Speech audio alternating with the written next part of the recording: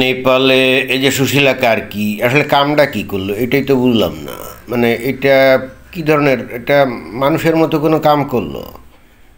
মানুষের সাধারণত ন্যাচারাল প্রবৃত্তিটা কি? ক্ষমতার মোহ, টাকা পয়সার প্রতি মোহ, এটাই তো।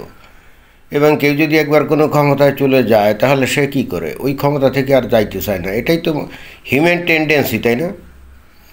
এখন এই যে সুশীলা কার্কি, সে কি এখন মানুষের থেকে ভিন্ন কোনো কিছু নাকি? তা যদি না হয় তাহলে এটা কোন ধরনের কথা?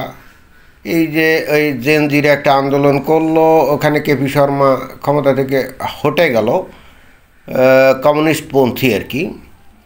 এবং তাদের যে মন্ত্রী যেগুলো আসে সেগুলোকে দেখলাম যে রাস্তাঘাটে বিভিন্ন জায়গায় পিটালো। তারপরে অনেক জায়গায় আগুন টাগুন ধরানো হয়েছিল, সেগুলো ঠিকই আছে।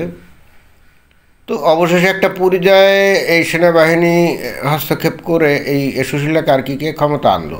সুশীলা কার্কির কাছে এটা তো না চাইতেই দৃষ্টি পাওয়ার মতো একটা ব্যাপার, তাই না? উনি আগে প্রধান বিচারপতি ছিলেন, তারপর অবসরে গেছেন। হঠাৎ করে কথা নেই বার্তা নেই এসে বলা হলো যে আপনাকে এখন এই নেপালের প্রধানমন্ত্রী হতে হবে। হ্যাঁ, তো যে কোনো নাগরিকই তো এই স্বপ্ন দেখে নাকি? আর যারা নাকি দেখে না তারা তো মানুষের পর্যায়ে পড়ে বলে তো মনে হয় না। তো যাই হোক, ভালো কথা, না চাইতেই বৃষ্টির মতো উনি প্রধানমন্ত্রীর চেয়ারে বসে পড়লেন।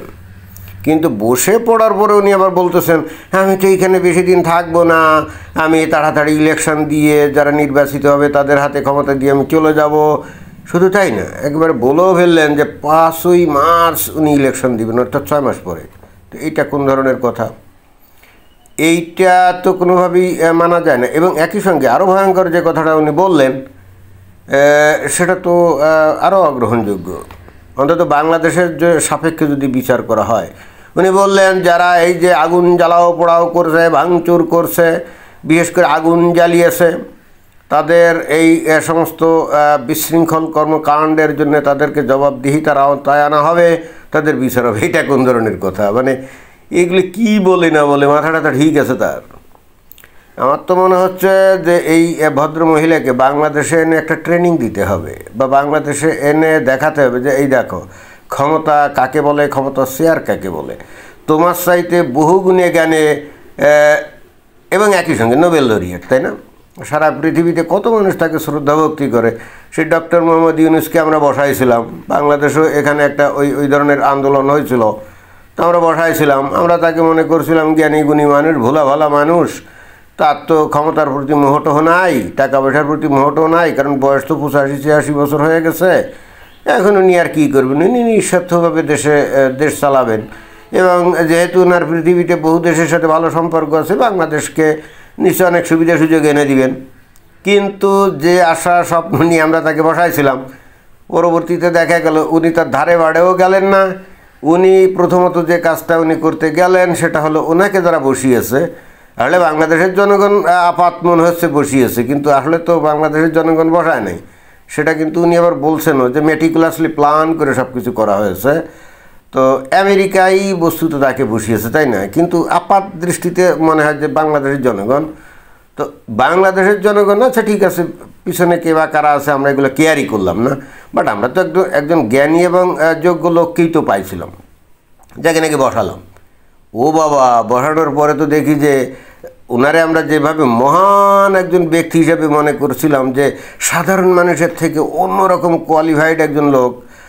সাধারণ মানুষের যেমন লোভ, লালসা, স্বার্থপরতা ইত্যাদি অনেক কিছু থাকে, ক্ষমতার প্রতি মোহ থাকে, আমরা ধরে নিয়েছিলাম যে ওনার এই সমস্ত নাই, উনি নিঃস্বার্থভাবে দেশে উনি সেবা করবেন, এটাই। ও বাবা, 2 দিন পরে দেখা গেল যে আসল মূর্তি। উনি ক্ষমতায় থাকতে তো চানই, এবং তাতেও কিন্তু আমাদের কোনো আপত্তি নেই। উনি 5 বছর, 10 বছর, 20 বছর যতদিন বেঁচে থাকেন ক্ষমতায় থাক না, সমস্যাটা কি? বাংলাদেশে এরকম নির্বাচনের বাইরে গিয়ে কত মানুষই তো ক্ষমতায় ছিল। এরশাদ ছিল, জিয়াউর রহমান ছিল, এমনকি শেখ হাসিনাও তো ছিল, কি ছিল না? তো তাদের থেকে তো ডক্টর মোহাম্মদ ইউনূস অনেক কোয়ালিফাইড। অর্থাৎ উনি যদি নির্বাচন ছাড়াই 5 বছর, 10 বছর ক্ষমতায় থাকেন, আমাদের কোনো আপত্তি নেই। কিন্তু আমাদের একটা আকাঙ্ক্ষা ছিল, সেটা কি? সেটা হলো যে দেশকে উনি ঠিকভাবে সুষ্ঠুভাবে সামনের দিকে নিয়ে যাবেন। অন্তত বাংলাদেশ পিছনে চলে যাবে, 1400 বছর পিছনে চলে যাবে, এটা তো কেউ কামনা করেনি। কিন্তু দেখা গেল যে উনি সারা জীবনের অধীত বিদ্যা, অধীত বুদ্ধি এবং অভিজ্ঞতা সব কিছু জলাঞ্জলি দিয়ে, অথবা তার ব্রেন থেকে সব চলে গেছে কিনা তাও তো বুঝি না। এমনও তো হতে পারে যে আমেরিকা তাকে বসানোর আগে ওই যে হীরক রাজা দেশের যে মানে হীরক রাজার দেশের যে একজন ছিল না বিজ্ঞানী, তো ওই বিজ্ঞানী যে মস্তিষ্ক প্রক্ষালক যন্ত্র দিয়ে ব্রেন ওয়াশ করে দিত। তো ডক্টর মোহাম্মদ ইউনূসের কি এরকম ব্রেন ওয়াশ করে আমেরিকা পাঠিয়েছে নাকি, যে তার কাছ থেকে আমরা যা ভাবছিলাম বাস্তবে তার কিছুই হলো না, উনি চললেন সম্পূর্ণ উল্টো। অথচ উনি 10, 15, 20 বছর ক্ষমতায় থাকলে আমাদের আপত্তি ছিল না যদি সব কিছু ঠিকঠাক থাকতো। এখন তো দেখতেছি উনি বাংলাদেশের স্বাধীনতাকেই স্বীকার করেন না। 71 সালে স্বাধীনতা হয়েছিল এটা উনি মানেন না। বাংলাদেশকে উনি পাকিস্তানের সাথে মিলাতে চান, পাকিস্তানের সাথে দোস্তালি করছেন। এবং অদ্ভুত ব্যাপার যে পাকিস্তান একটা দেউলিয়া রাষ্ট্র, অর্থনৈতিকভাবে ধসে পড়ছে, বাংলাদেশকে উনি সেই লেভেলে নিয়ে যাইতে চান। তো আমি তো বুঝলাম না। পরে অবশ্য অনেক চিন্তা ভাবনা করে দেখলাম যে ঘটনাটা কী। ঘটনাটা আমার কাছে যেটা মনে হলো আমি আবিষ্কার করলাম, অনেকের হয়তো সেটা পছন্দ নাও হতে পারে। দেখেন যে বাংলাদেশে অত্যন্ত সফল ক্ষুদ্র ঋণ ব্যবসায়ী হলো ডক্টর মোহাম্মদ ইউনূস, তাই না? তো দেশের যদি অর্থনৈতিক উন্নতি হয়, মানুষের যদি অর্থনৈতিক উন্নতি হয়, সবাই যদি ভালোভাবে থাকে, ভাই কার তো কোনো ক্ষুদ্র ঋণ দরকার পড়বে না। তাহলে তার ব্যবসা তো থাকবে না, গ্রামীণ ব্যাংকের ব্যবসা থাকবে না। তাহলে কী করতে হবে? অর্থনৈতিকভাবে দেশের মানুষের অর্থনৈতিক অবস্থা যেন বেশি উপরে না যায় সেই ব্যবস্থা করতে হবে। এতদিন ধরে সেই কাহিনী যেটুকু করছিল সেখান থেকে নামায় আনতে হবে, এনে প্রত্যেকটা মানুষকে কী করতে হবে? গরিব করতে হবে, ফকির মিসকিন বানাতে হবে। বানিয়ে তারপর কী করতে হবে? গ্রামীণ ব্যাংকের থেকে লোনের ব্যবস্থা করতে হবে, ক্ষুদ্র ঋণ। আমার কাছে বিষয়টা এরকমই মনে হয়েছে। এবং একই সঙ্গে এই কাজ করতে গিয়ে উনি যতদিন ইচ্ছে খুশি ক্ষমতায় থাকবেন বলে অন্তত ওনার বডি মুভমেন্ট, কথাবার্তা সেটা প্রতীয়মান হচ্ছে। এই জন্যে এই সুশীলা কার্কি তাকে বাংলাদেশে এনে একটা প্রশিক্ষণ দেওয়া ছাড়া এবং ডক্টর মোহাম্মদ ইউনূসের কাছ থেকে কিছু পরামর্শ নেওয়া ছাড়া আমি আর অন্য কোনো কিছু আমার কাছে মনে হচ্ছে না। এই সুশীলা কার্কি নিজেরা কী মনে করেন বুঝলাম না। উনি কি মানুষের থেকে মানে ভিন্ন কোনো প্রজাতির কিছু নাকি, বা অন্য কোনো গ্রহ থেকে এসে এই ধরাধামে নামলো কি না তাও তো বুঝি না। ওই যে উনি তো আবার হিন্দু, এরা তো আবার অবতারে বিশ্বাস করে, ঈশ্বর নাকি অবতার রূপে ওই যে দুষ্টের দমন আর শিষ্টের পালন এর জন্য হাজির হয়। তো সুশীলা কার্কি কিসে অবতার হিসেবে দুষ্টের দমন করে শিষ্টের পালন করে উনি চলে যাবেন এই জন্যে সংক্ষিপ্ত সময়? বুঝলাম না। তবে তাকে যদি মানুষ হিসেবে প্রমাণ করতে হয় তাহলে তাকে অবশ্যই ডক্টর মোহাম্মদ ইউনূসের কাছ থেকে ট্রেনিং নিতে হবে। এবং এক্ষেত্রেও বাংলাদেশ কিন্তু অগ্রগণ্য। অনেকে দেখলাম যে সুশীলা কার্কির প্রশংসা করছে, এইটা ওইটা সেইটা।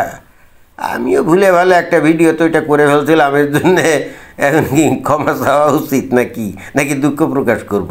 কারণ আর একটা ভিডিওতে আমি কিন্তু সুশীলা কার্কির প্রশংসা করছিলাম এবং সেটা না জেনে করছিলাম ভাই। তখন বুদ্ধিমান ছিলাম না, এখন বুদ্ধিমান হইলাম, ঠিক কাজটি করলাম। বোঝা গেছে? ধন্যবাদ।